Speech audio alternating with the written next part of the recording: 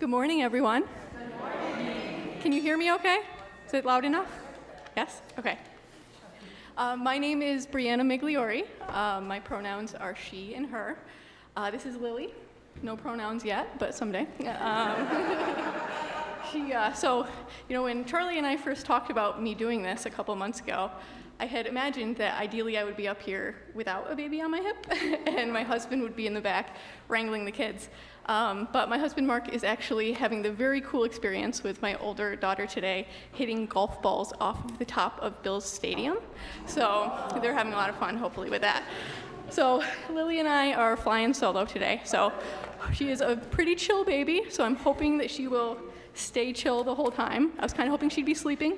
She's clearly not. So we're just going to do our best here. And, I appreciate any patience and grace that you can extend us if we have any chaos unfold up here. So we are so glad that each one of you is here today. If you are a newcomer, we hope that you will keep coming back and make your spiritual home with us. For those of you who have already made UU Amherst your home, we hope you will continue to challenge yourself to grow and discover opportunities to learn and serve. Our minister, Reverend Michelle, is on vacation this month and will return to the pulpit in August. Hi, everybody. Do I have two pairs of glasses hanging on my shirt? I'm doing that lately.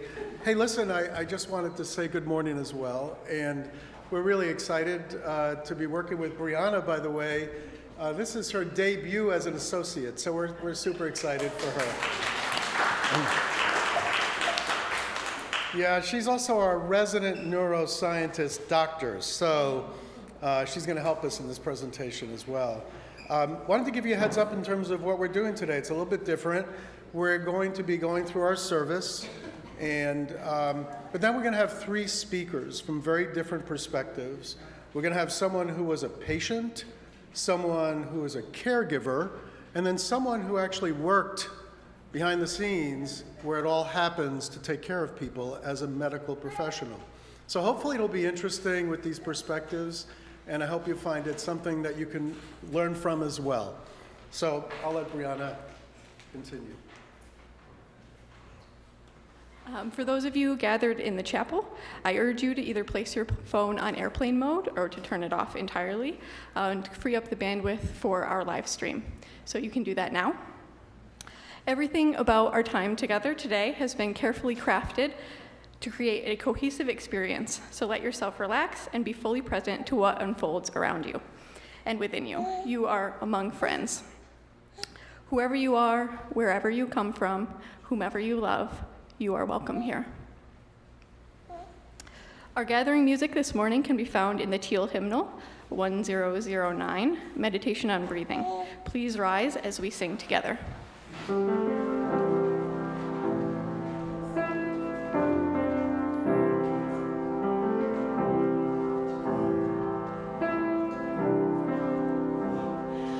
When I breathe in, I'll breathe in peace.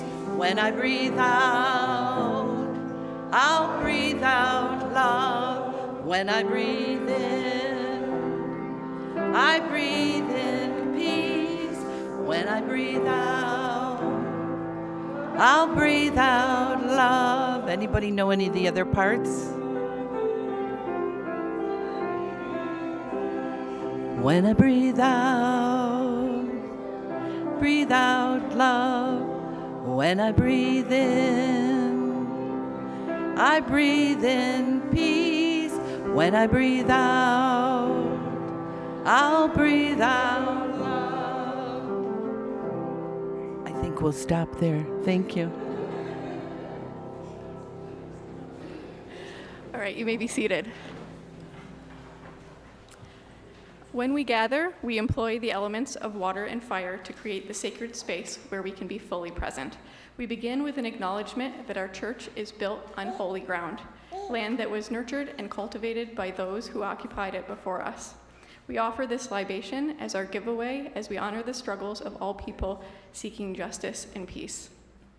We seek the courage and wisdom to heal the wounds of the past and build a better future story with all our neighbors and fellow creatures together.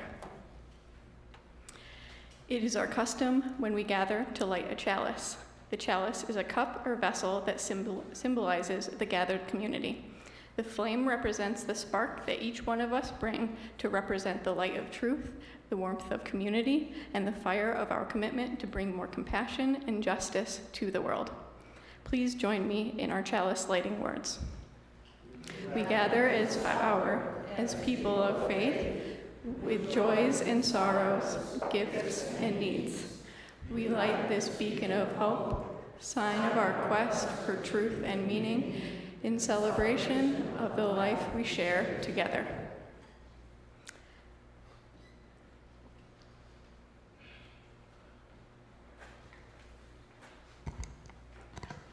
Each week, we bring our whole selves into this sacred time, our joys, concerns, and sorrows. The table where we gather is at the center of this space, a symbol for the community that is the heart of UU Amherst. I invite you to come forward and place a stone or a shell on the table labyrinth in recognition of all that you bring and all that you are. May we remember that we are called to heal and bring love to the broken places of this amazing planet. Why don't you come up then and put a stone down, and no lines are necessary. Make it chaotic.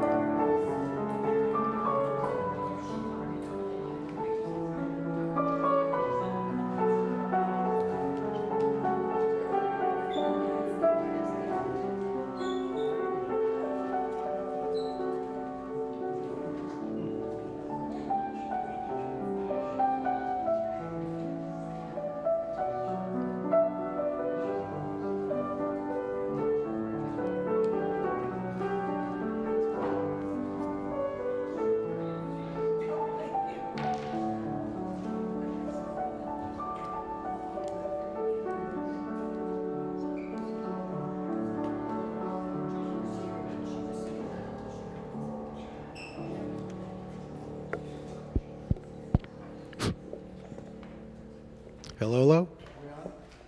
Hello? There we go. Hello. That would be bad. Hi, John. I place a final stone in recognition of the joys, concerns, and sorrows of those who are participating online. You are embraced by this community. Let's share a few breaths. It's really a good thing to do, because we don't do this enough during the week. Let's share a few breaths as we expand our circle to include those that, well, who may not be present, but whom we carry in our hearts. We bring into our circle of love and care those who are ill. Take a breath. Those who are in pain, either in body or in spirit. Those who are lonely. Those who are overwhelmed and feeling lost. Those who are stressed and depressed. There's an awful lot of us. And those who have been wronged.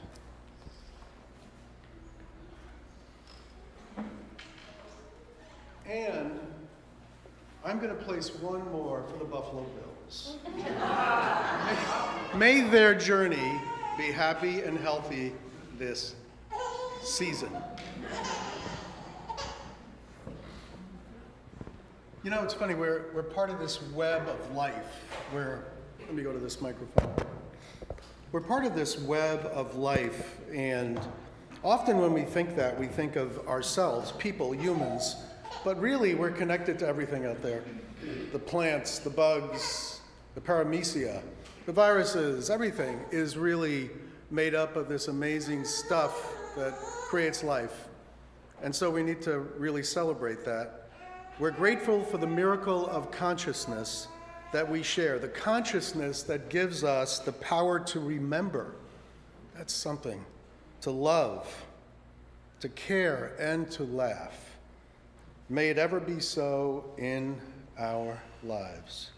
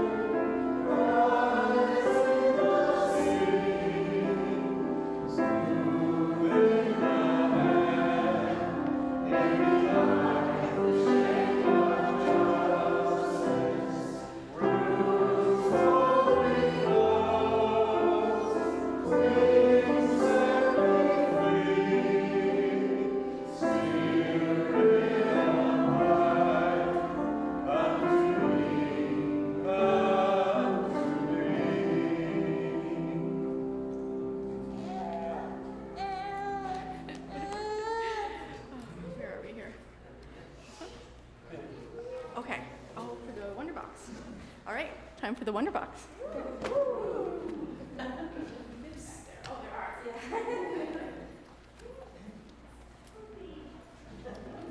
Come on, all children, or people who act like children.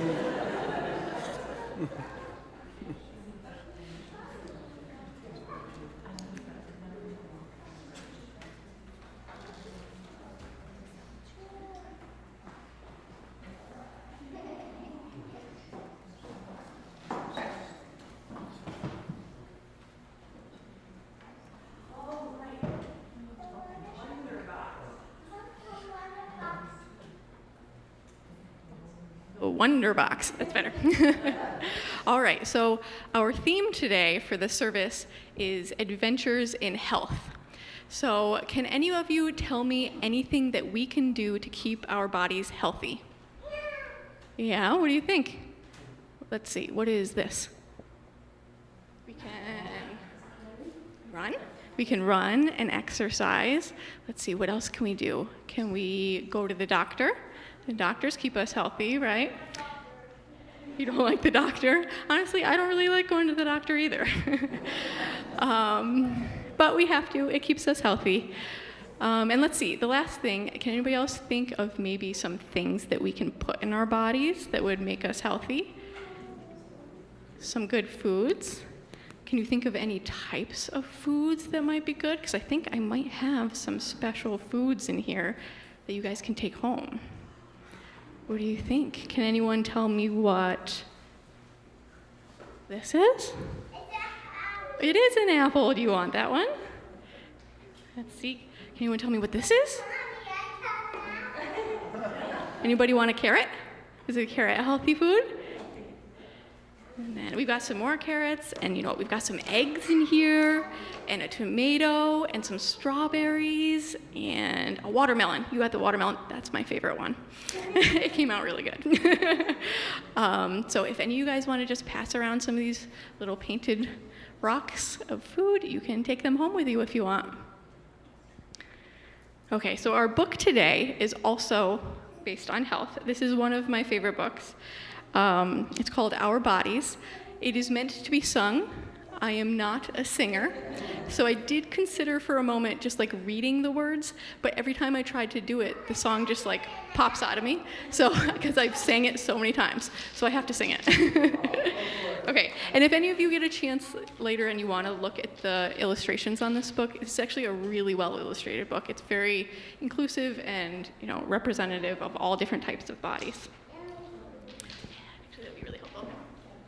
Okay, scoot closer to you. Okay. Okay, ready? I have a body, you have one too. Mine belongs to me and yours belongs to you. You can sing with me if you want. You know this one, yeah? We listen to our bodies, they tell us what we need. Sometimes we need to move and sometimes we need to eat. Our bodies need water and our bodies need rest. Sometimes we like hugs, sometimes space is best. Lily is really into the hugs right now. No space for her. Our bodies are amazing, big or small. Some bellies are squishy, some people are tall. We may look different, and that's the best part. We all have a brain and we all have a heart. No matter our height and no matter our weight, all bodies are important, all bodies are great. I know. We feed them food and we exercise. Bodies can be healthy at any size. We use our bodies in everything we do. So to our bodies we say thank you.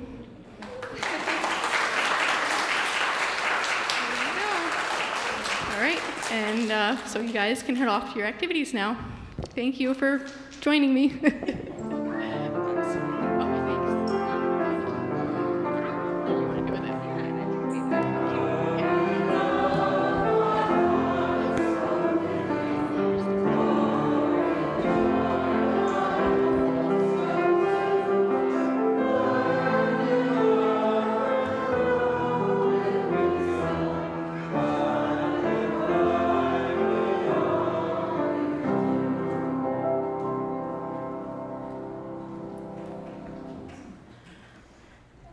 Hi, everyone. I'm Julie Marquis, and the lovely picture right here is of my mom when she was about 20 years old, the year of which I will not divulge because that breaks the Marquis Women Covenant that extends for hundreds of years. So, my mom found beauty in many things: nature, music of all kinds, with a special affinity for opera as she studied to be an opera singer. But especially, Mom loved words. And this poem that I'm about to do for the reading was one of her favorites and has been a part of my life since childhood. This was read to me practically as soon as I was born. During the last week of Mom's life, she was under the care of the director of palliative services at the hospital. And this woman was trying to convince Mom to stay in the hospital, and Mom said, no, I want to go home. And Mom went home because stubbornness runs on both sides of my family.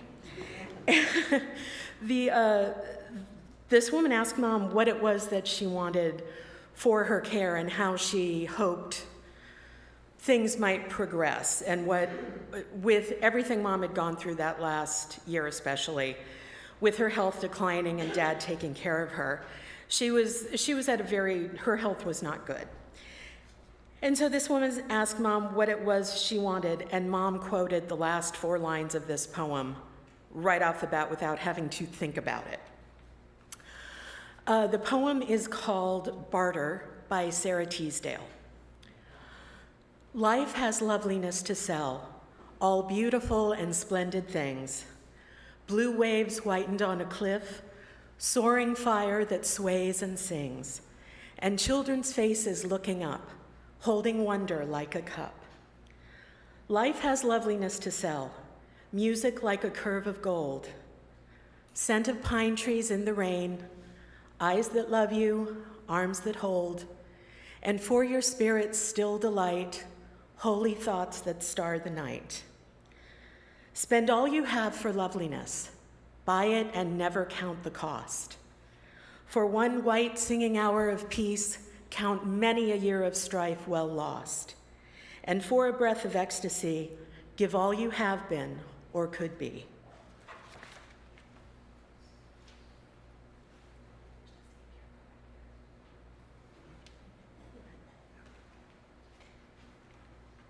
Thank you, Julie. You know, the theme today is health. We call it Adventures in Health. I would imagine most of you have had an adventure or two in health. Health reflects life, how we live it. Our health is often determined by what we do, how we do it, if we do it. And, you know, my whole life, I was pretty lucky. I really didn't have many health challenges. But boy, I did live it on the edge. And like I said, health reflects life. The last, and you know, the other thing about health that's really interesting is that people think sometimes if you have a heart attack or cancer or stroke, it's that moment that it all happened. When in reality, it's been happening for a long time. Sometimes these things happen because of something happened as a child or early adulthood. And that stress, that anxiety, the thing that creates fight or flight, fear in your body that generates all these interesting hormones and chemicals to protect your body from 200,000 years ago when we were being chased by a lion. The same chemistry exists today. We hear a lot about chronic inflammation, and there's also chronic anxiety, chronic stress. And the problem is when you don't solve that, when you don't mitigate it, you don't make it better, it adds up. It's like a debris field. It just keeps piling up. And one day, it may do something to you. Health happens. And it happens at different times in our lives. It happens worse with some than others. It happens to young people, to old people. But usually as you get older, like the car with 200,000 miles on it, sometimes the tailpipe falls off. Or the transmission chokes up. Or the chain inside that motor gets stuck. We're really no different, except that what's interesting with us is that we have choices.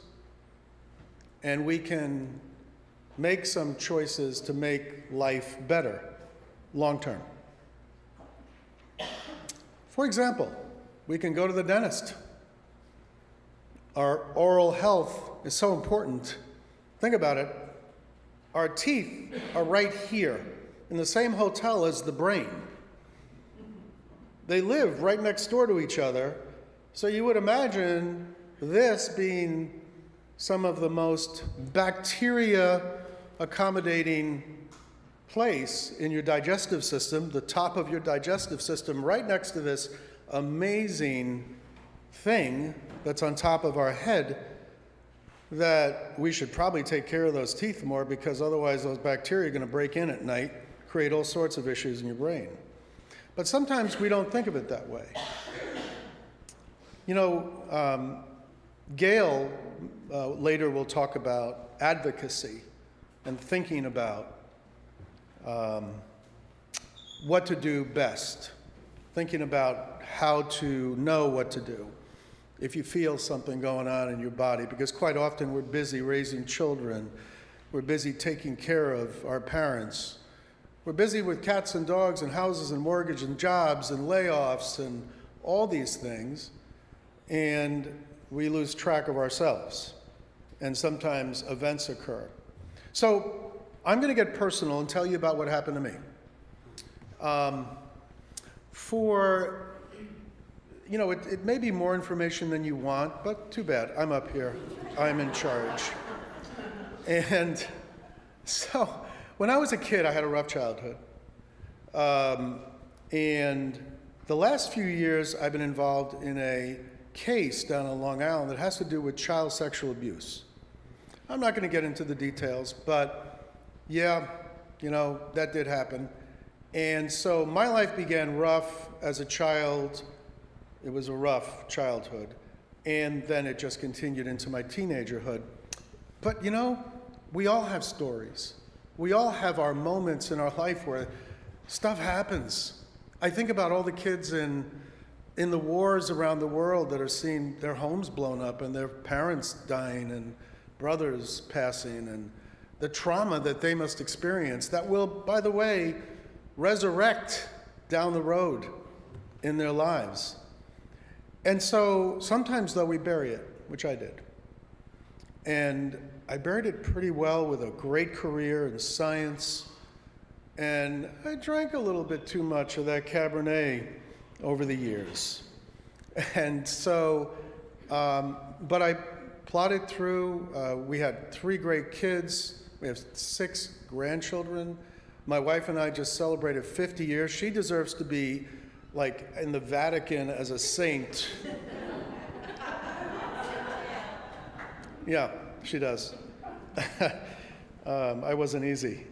But everything reflects your life when it comes to your health. I mean, unless you get hit by a car or something. I mean, everything does reflect your life. Wherever you think you are right now with health is how you've been doing with it, with your body. It's really funny how, our bodies are our own. I mean, we have full control over it. We can decide things, we can do things with it, to it, and maybe most of us do. And we're lucky in that maybe most of us have the ability to do that. We have things like insurance. But when you look at what's happening in our country, around the world, many people will not have those choices to do good things with their bodies. And that's tough. You know what's strange, though? Whether it's love or hate, our cells inside our body don't care. They do their thing. And whether you're on some side of a political party or the other side, or whether you're gay or straight, white or black, cells will do what they're supposed to do. They react. I always say love is stronger than hate, and so our cells are going to do better. I do believe that. I truly believe that. But it's amazing, though, as time goes along, you go through a period where now, when you get older, you remember the trauma of maybe a childhood. Now, like I said, what happened to me is a tiny thimbleful of what happens to so many people around the world. And I think about all the 100 billion humans that have existed on this planet before us and what they endured. So, in a way, I'm lucky. I made it through relatively complete. But what's funny is, when I joined this church, I came with my good friend Julie, and we came here in February of 2023 to talk to Reverend Michelle about health, because we're in a health business. And so that was our mission, to come here and get in front of a congregation and pitch our products and all that stuff. Well, Michelle was really nice. She said, yeah, come to the service and we'll talk afterwards. We never talked about health, and we never stopped coming. So it's funny how you hear about health and surrounding yourself with people.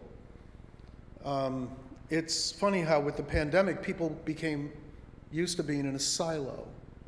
We didn't get together anymore with people. We protected ourselves against viruses, which we were good to do. But we lost that thing. Between that and the internet and social media and the pandemic, we lost that thing, that ability to be with people and actually be there in front of them and feeling people. We lost that. And I did. I lost it for sure. For 30 years, I was the very first remote worker because had my own little consulting gig, and I worked out of my house, and I had fancy equipment like a fax machine back in the 80s. And so I was remote for a long time. I kind of worked on my own a lot. And then I kind of got used to the next flow, which was the internet and social media, and not really being involved with people. But I'll tell you, when I first came here, I had no idea, and any of you that have heard me talk, I've heard this, I had no idea that I needed this. Many of you have been coming to congregation like this particular one, others, for years and years and years, and I commend you. That's health. That's health. When you are with people, and you don't have to agree with everything someone says, but when you're with people who have a common cause, man, that's powerful. And that helps because you suddenly aren't alone. You're not hearing just the echoes in your head. You're not just talking to yourself in the morning. You actually meet people and you make friends and you get together. Whatever their stripes are, whatever sexual orientation, whoever they love, whatever it is, you get to be with people to think about something that's common. You know, health reflects lifestyle. That's lifestyle. Getting together every Sunday, boy, what an interesting thought. It's been happening for thousands of years, different religions all over the world, because that was Facebook. That was social media. This is really the social media. It's incredible. So, you know, I'm approaching my 70th birthday. Let's see. 71st birthday? You know, it's funny, I met my wife when I was 15 and she was 26.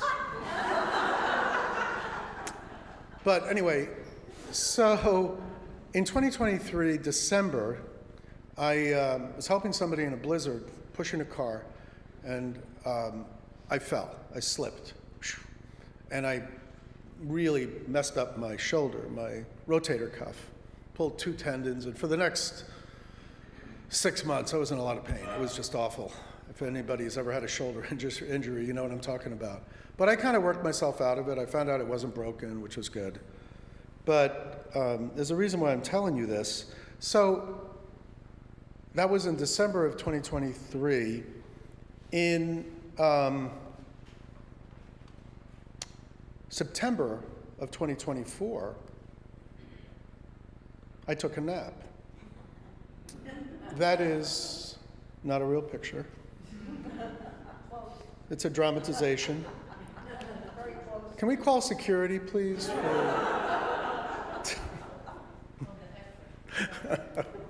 That's right. So on September 9th, so I had been going through this awful situation in my life, my doing, where financially we were really strapped. I was going through this sexual abuse lawsuit that I was involved with, and it was really intense.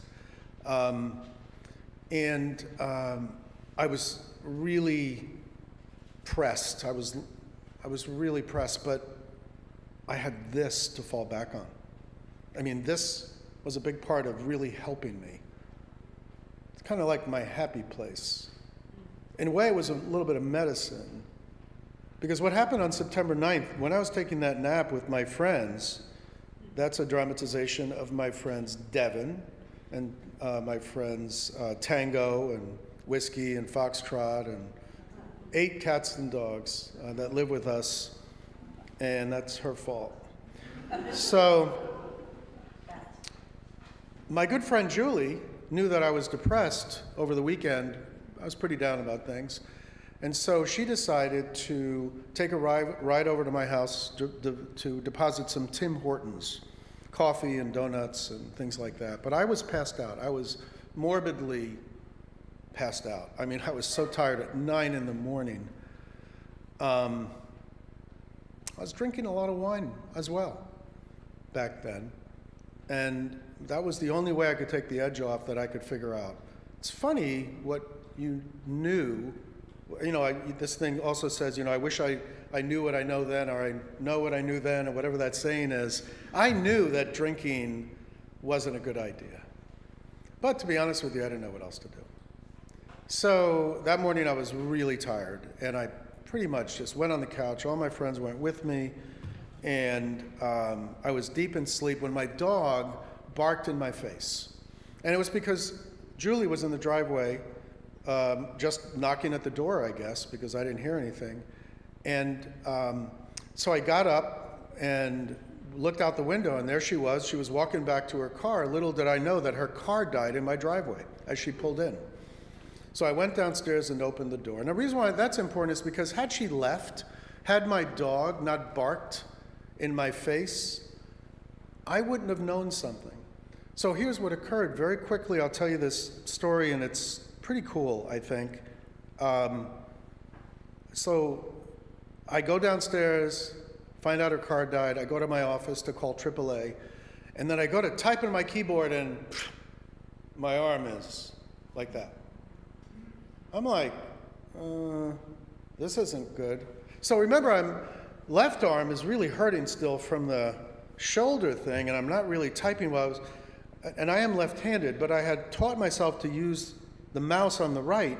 So I'm like going like this and trying to type, and finally got away to call AAA. I went outside and I said to Julie, hey, I think I'm having a stroke. Because you know what the signs are. And it wasn't good. Because at first you think, well, if I had stayed asleep, I would have slept through it, and I wouldn't have known. So, why is that all important? I didn't want to tell anybody about this for months because I felt it showed weakness. It was embarrassing. It was hard. It was too personal. But I really knew that at some point I wanted to tell my story because what happened to me could happen to just about anybody. You could be really good at what you eat, controlling all the vices, doing the things you're supposed to do with your body, and still have an issue. But if you listen to your body, you'll know.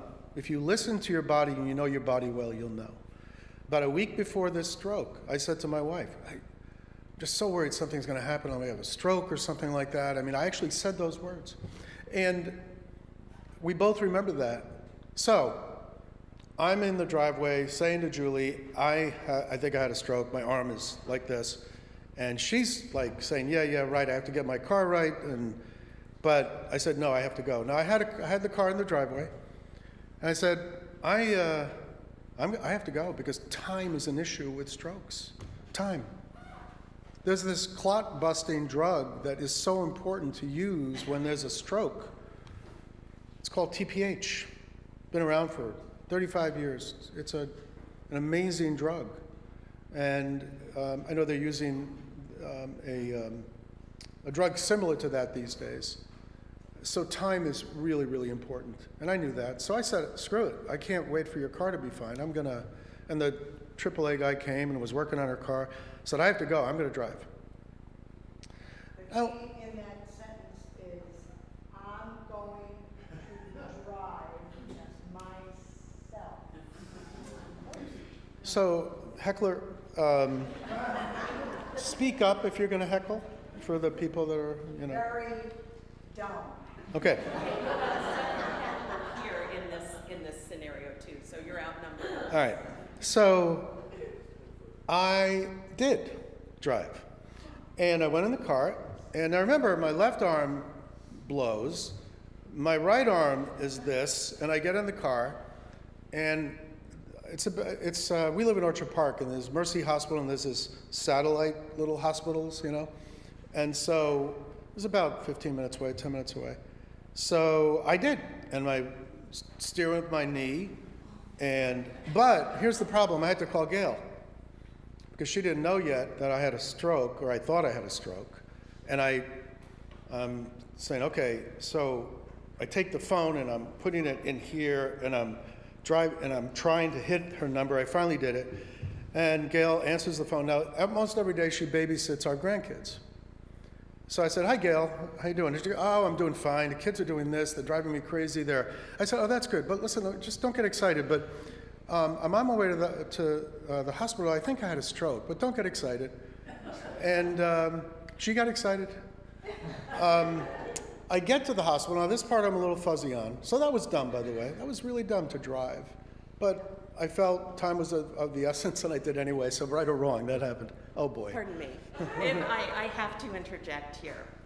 Before he drove himself, I was in the driveway of their house saying, Charlie, if you're having a stroke, there is no way in, insert your favorite place here, I am going to let you drive.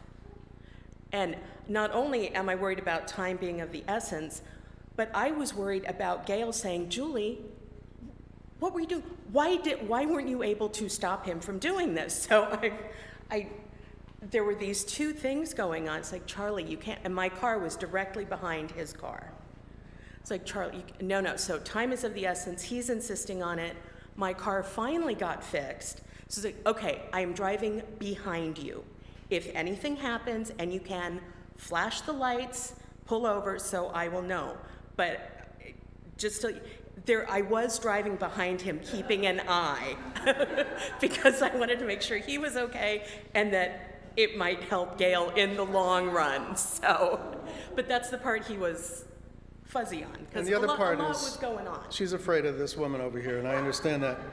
No, not afraid. I want to stay high in her estimation. There's a difference. Just to kind of quickly wrap up this story, I apologize it's taking this long.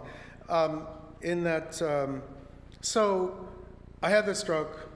It was really a lifesaver for me, not because it was ready to kill me, because it was a relatively minor stroke, although I don't think there's any such thing. But it taught me a lot of things. And I should listen more to what my body is telling me. Remember I tell you, lifestyle reflects health. Health reflects lifestyle. I have since then reduced my Cabernet consumption considerably. I'm doing pretty well. But it's kind of funny how when you, is this working? Let's see. Oh, I missed the, did I? Oh, there, no. Oh, is it? Okay, that's all right, no worries. That's okay. I was going to get real personal and show you an image of my MRI. What did I learn out of this whole thing? Take care of yourselves. Be real with yourselves. Don't be an idiot like me. Really. 911, did you learn that? Yeah, I did. And my feeling at the time, and again, I was wrong, was I got to get out of here. I got to get over there. And so when you're scared, sometimes you do stupid things, you know.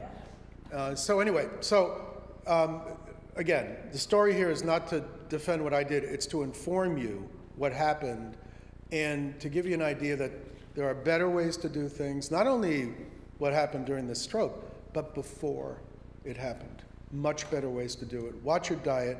Take supplements, folks, especially if you're over 50. Good supplements and good food. And be nice to your bodies. I think that's the most important thing of all. So I appreciate your time, and thanks for listening to this story. Thank you.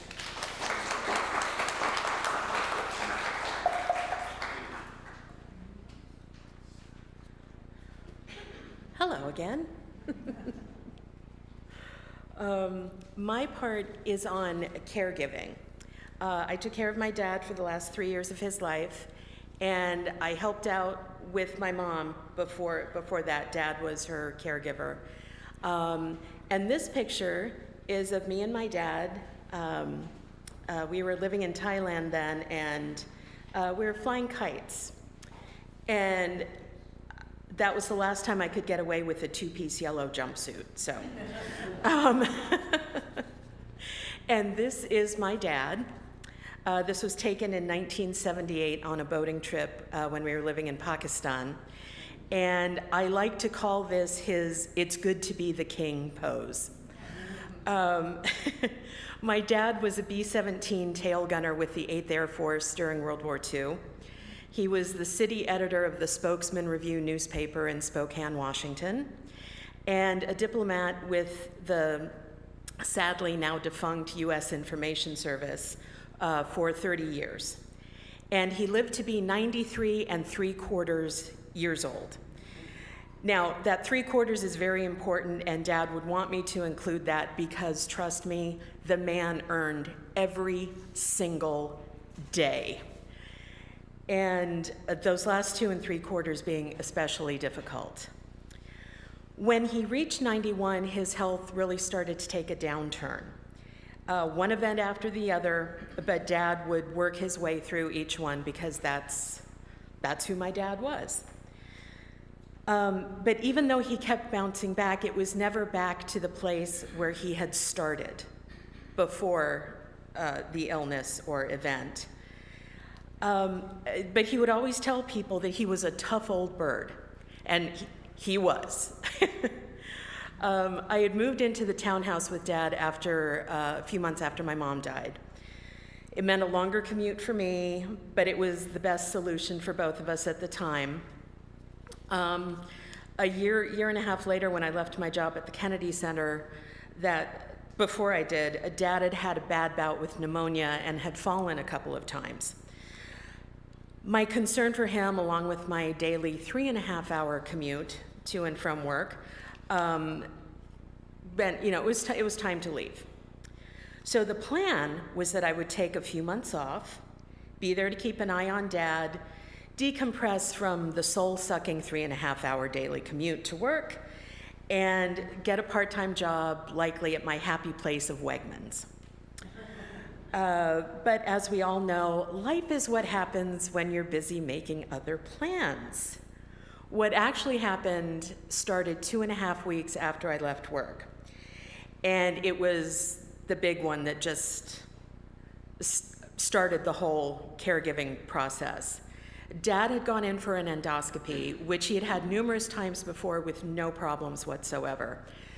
This time, however, he developed a fever, and the different meds that had been prescribed by the gastroenterologist over the course of the week after did nothing to help. He wasn't eating, he was getting a fever, it was not good. So the first of many late night ER visits occurred, and they found the culprit, which was a liver abscess.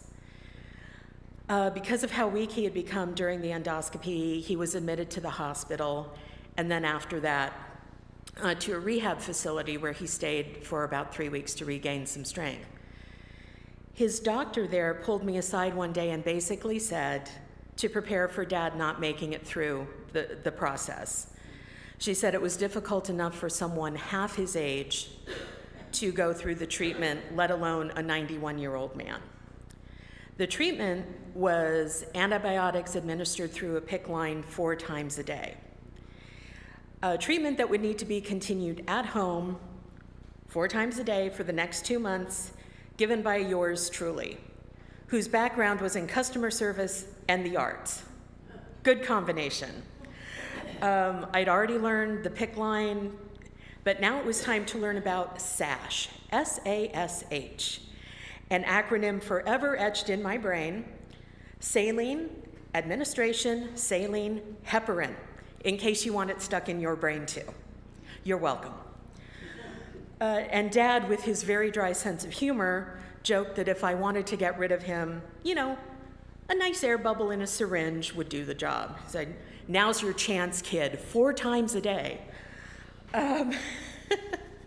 If you knew my Dad's sense of humor was very warped and very dry. Dad, of course, came through it, but not without it taking the first of many big tolls on his system. And it was the start of learning the ins and outs of being a caregiver for me, because this was all new. And with Dad and with me after each event, we'd keep hoping that things would go back to normal. But you find as you go along that normal keeps changing, and you learn to keep time with the continuing new normals. And some surprise you and some stay steady, but for the most part, they might surprise you. And it was a learning process for both of us. There were late nights. There was me sleeping with one eye open and one ear open just in case he needed something in the middle of the night.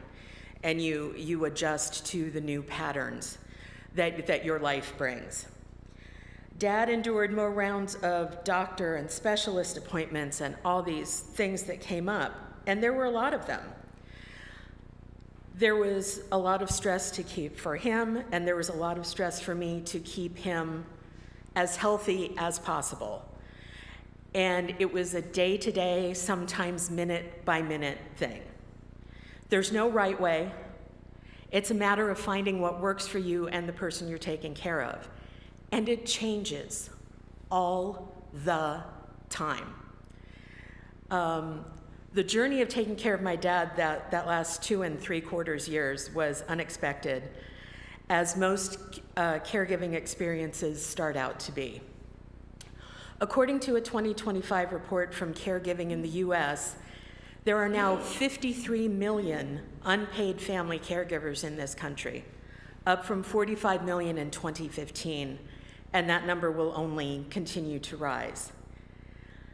Now, Dad went through so much, and he really was a tough old bird trooper. He really was. Through the whole thing, everything that happened, he retained his sense of humor, he kept going, and that's, I keep trying to aspire to that. I'm not quite there yet, but I have that as my guidepost. And I was lucky with Dad especially because even though his body was not cooperating, his mind still stayed sharp. It was sharper than mine on most days, which really irritated me. But Dad got a huge kick out of that. So what did I learn that I didn't know before all of the caregiving started? First and foremost, take care of yourself, especially if you're the only one doing the caregiving. Take care of yourself. I worked so hard not to get sick, because if I went down, you have to maneuver new things. We are capable of so much more than we give ourselves credit for. If you are in a caregiver situation, trust yourself. It seems overwhelming at first, but you will find what works for you. Always expect the unexpected. It will happen. Ask for help. This was something I did not do that I wish I had done. Ask for help. It's out there. You don't have to be on your own. Find some outlet or group if you can. Again, this was something I did not do. I had Charlie too, because he and Gail had taken care of Gail's mom. So it's like, what do I do? What do I do? And breathe. Some days it is just that simple. Just breathe. And remember that as hard as it is on you, it's harder on the person you're taking care of.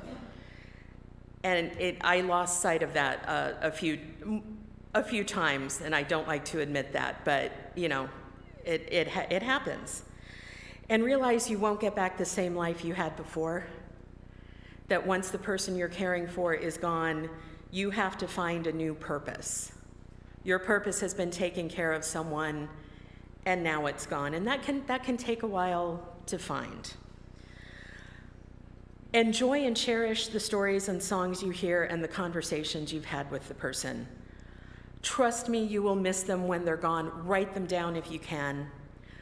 I especially miss the stories that start out with, I know I've told you this 1,000 times before, but, and Dad would come out with random snippets of songs that I miss hearing. For some reason, he knew the 2 opening lines of the Georgia Tech fight song. He didn't go to Georgia Tech, he'd never been to Georgia, but somehow he knew, we're the rambling wreck of Georgia Tech. And the other one was, when it's apple blossom time in Orange, New Jersey, we'll be a peach of a pear. And the last one, and these are my parents, one of the few pictures I could get of my mother. And I knew this to a certain extent beforehand because I'd helped Dad with Mom. But through the journey with both my parents and the late night ER visits, hospital stays, prepping for procedures, home visits, is the full and total realization of what absolute rock stars nurses are and they should be recognized as such. And to that end, I'm going to introduce one such rock star, one of my favorite people, an operating room nurse for 46 years, and an endovascular RN specialist, Gail Destries.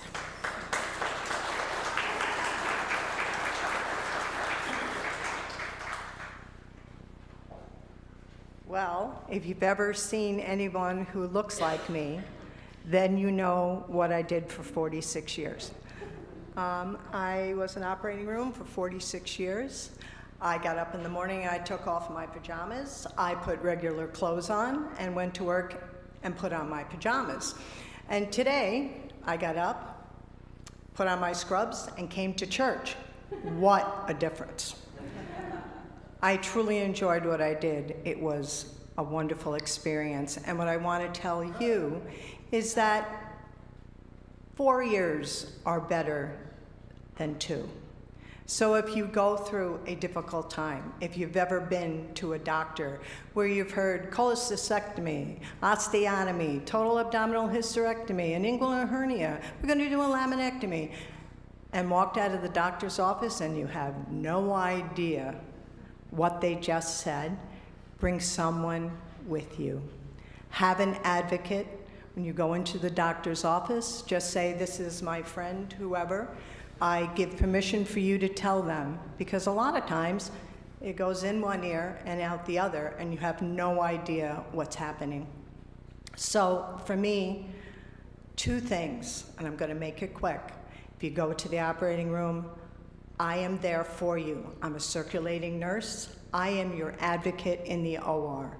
I make sure that you are comfortable, that you're warm, that all the parts are covered that nobody needs to see if we're not working there, and that I will call your family to let you know, hopefully if the hospital lets me, how you're doing. Because it's the people that are in the waiting room who are really having the hard time. You're just sleeping. So I'm going to close it nice and sweet. Get an advocate to come with you. Have somebody who knows what's going on. And if you ever go to the OR, wear clean socks. And make them funny. There's nothing like a chicken sock to get the OR going in the morning. So I wish you all kinds of health, and if you need an advocate, I'll come with you. Okay?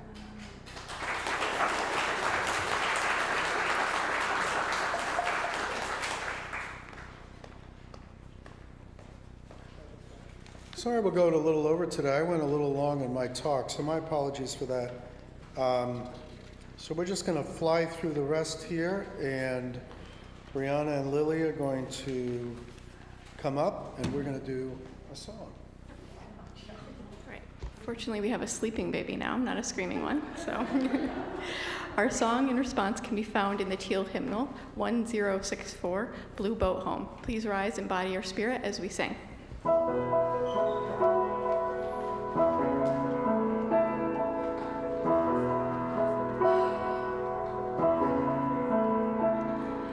Though below me I feel no motion, standing on these mountains and plains, far away from the rolling ocean, still my dry land heart can sing.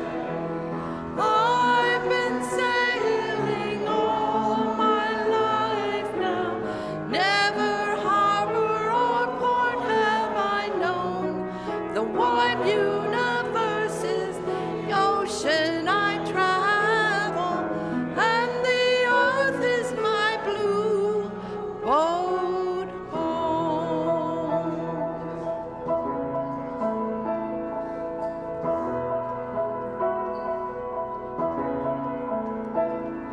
Sun, my sail, and moon, my rudder, as I ply the starry sea, leaning over the edge in wonder, casting questions into the deep, drifting here on my long companions,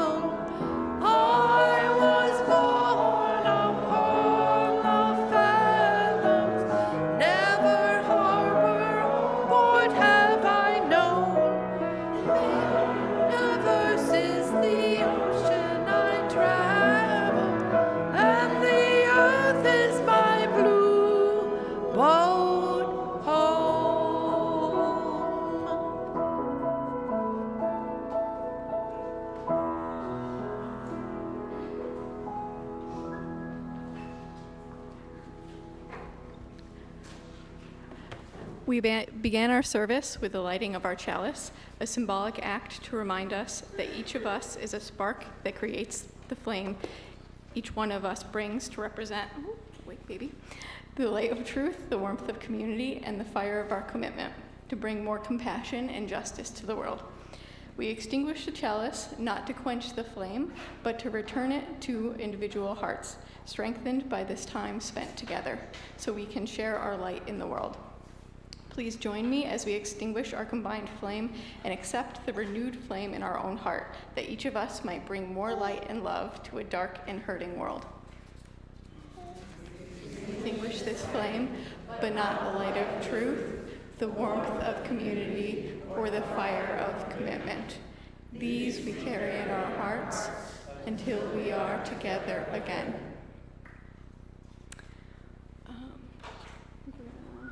Skip here, right? We're doing this too? Yeah? All right. We're actually going to skip a little bit because we're running a little bit behind today. So please rise and body your spirit as we sing our closing blessing. Remain standing after for the benediction.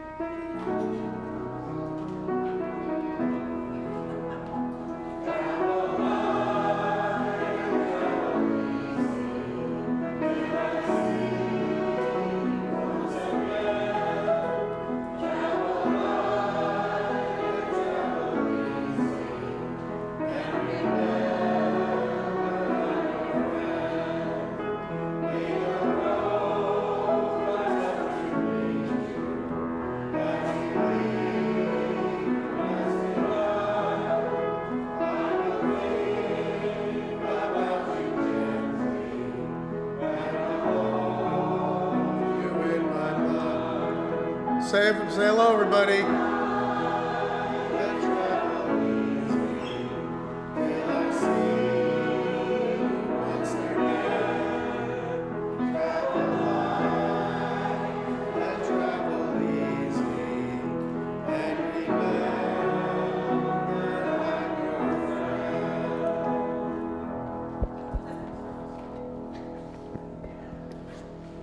For our benediction, we have an Apache blessing. But it's not really an Apache blessing. It was in a movie called Broken Arrow in 1950, starring James Stewart, but the words were so beautiful I thought I'd use it anyway. May the sun bring you energy by day. May the moon softly restore you by night. May the rains wash away your worries, and the breeze blow new strength into your being. And all of the days of your life, may you walk gently through the world and know its being. Take care of yourselves, enjoy this week, be kind, be happy, and above all, stay healthy.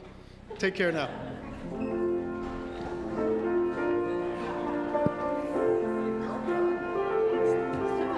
Very, very well done. I mean, it was unbelievable. What did you think? You're the real expert. She did my snap while you guys were talking and said, you know, I knew